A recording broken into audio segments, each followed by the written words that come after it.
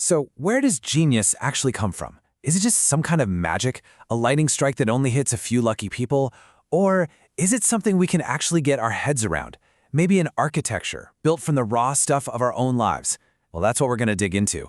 We're going to unpack a model that sees creativity not as some big mystery, but as a kind of landscape, one that's sculpted by forces we can all recognize. Okay, let's start with this quote from the absolutely brilliant mathematician Maryam Mirzakhani. Now, what's fascinating is that as a kid, she wasn't a math prodigy at all. Nope, her big passion was storytelling. I mean, she filled notebooks with these incredible, imaginative tales, dreaming up characters, weaving these complex plots. She was, for all intents and purposes, an artist of words. So that brings us to the big puzzle here, right? How does a kid who loves telling stories grow up to be the first woman ever to win the Fields Medal, the highest honor in mathematics? I mean, on the surface, those two things feel like polar opposites. So, did she just completely reinvent herself? Or was she tapping into the exact same creative fire, just, channeling it through a totally different medium? I mean, think about it. These two worlds, they feel like they're miles apart. Narrative and imagination on one side, it's all about flow and creativity. And then you have geometric proofs and logic on the other, which feels so rigid, so precise. So how in the world did she bridge that gap? The answer, I think, might just change how you think about your own creativity. Okay, so to get to the bottom of this, we're going to look at a pretty cool new framework. And the big idea here is that creativity isn't just one single thing you have or you don't. It's more like a complex architecture, almost like a mental landscape that gets built up, layer by layer over your entire life.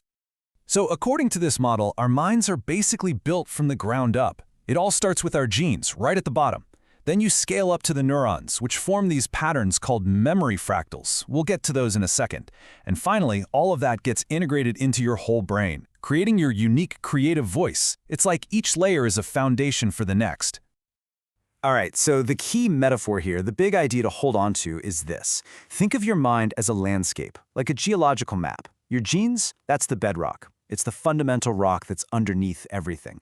But then your life experiences, they're like rivers, constantly flowing and carving that bedrock. They create these deep valleys and push up mountains, making your mental terrain totally, completely unique to you. So you might be asking, what exactly are these rivers and valleys in our minds? Well, the model has a name for them: memory fractals. Basically, they're the repeated patterns of thought, skills, or even emotions that we develop. Think about it. Every single time you practice a guitar chord, or work through a specific type of problem, or react a certain way, you're digging that groove a little deeper into your mental landscape. And over time, these grooves become like mental superhighways. They're the default paths your thoughts just naturally want to take.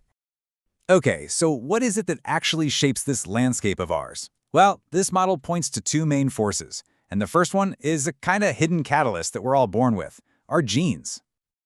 Now, this is super important. Genes do not determine your destiny. There's no such thing as a math gene or a poetry gene. That's not how it works. Instead, think of them as catalysts. They're what tunes your mental engine, They set the speed and efficiency for how you think and learn. And we can actually see this in the data. Big studies on twins show it really clearly. If you look at core personality traits, especially ones tied to creativity, like openness to experience, a huge chunk of it is heritable. We're talking over 50% in some cases. So what does that mean? It means our genes give us a strong starting point, a kind of bias, but they're definitely not the whole story. So, if genes are the catalyst, the starting point, what's the second big force? Well, it's our life experience. You can think of it as the master sculptor. It takes that raw material our genes give us and shapes it into something truly unique. And we're not just talking about things that happen to us. This is an active process. It's the thousands of hours you put into practicing something. It's the mentors who guide you, the culture you soak up. This is the river that carves the bedrock. This is what turns that genetic potential into a real, tangible skill. And hey, this isn't just a nice metaphor. We have real, concrete proof. Just look at the famous London taxi drivers study. It's incredible. To get their license, these drivers have to memorize something called the knowledge. It's this insane labyrinth of 25,000 streets. And when scientists did brain scans, they found that this intense training physically grew a part of their brain called the posterior hippocampus. Think about that. Their experience literally, physically, reshaped the architecture of their brains. Okay, so we've got our genes giving us a starting tilt, and our life experiences carving the landscape day by day. But what happens when that landscape gets hit by an earthquake? This is where we get to the most dramatic and maybe the most powerful part of this whole model, the impact of major life disruptions. The model has a name for this, a deformation point, and it's exactly what it sounds like. It's a moment of profound rupture, a deep loss, being forced from your home, a serious illness. This isn't just another bad memory.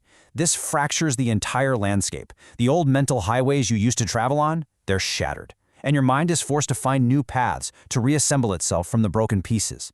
And it's in that forced, chaotic reorganization that some of our most profound creativity is born. Just think about Maya Angelou.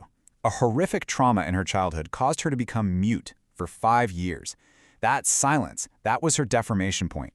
And when her voice finally came back, it was forged in that very fracture. It was imbued with a power that would go on to define her incredible poetry. Or take the poet Mahmoud Darwish. He was exiled from his village when he was just 6 years old. That rupture completely shattered his connection to his home, to his memories. His whole life's work, his poetry, became this incredible act of reassembly, of building a portable homeland out of words. He literally turned the pain of exile into the core of his identity. And one more example, the Iranian poet Furugh Farrokhzad. She went through a divorce, lost custody of her son, and faced intense public condemnation. Her entire creative landscape was just shattered. But from those broken pieces, she forged this radical, deeply personal voice that completely redefined modern Persian poetry. You see the pattern here? In every single one of these cases, a deep wound became a wellspring for creativity.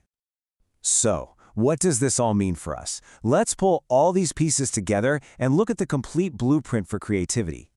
So here's the whole picture, the 3 main forces at play. First, you got your genetic catalysts. They set the baseline speed and efficiency of your mind. Second, you have your lifetime growth, all the practice and experience that sculpts the unique architecture of your mind. And third, you have these powerful deformation points, the major life events that can fracture and totally reorganize that landscape, often unlocking your deepest creative potential.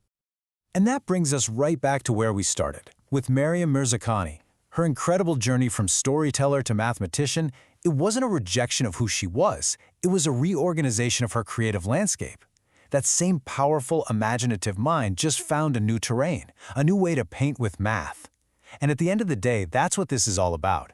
Your creativity isn't some abstract skill you have or don't have. It is the unique map of your life, a landscape sculpted by your genes, by your hard work, and yes, even by your deepest wounds. So the real question to leave you with is this: what is sculpted yours?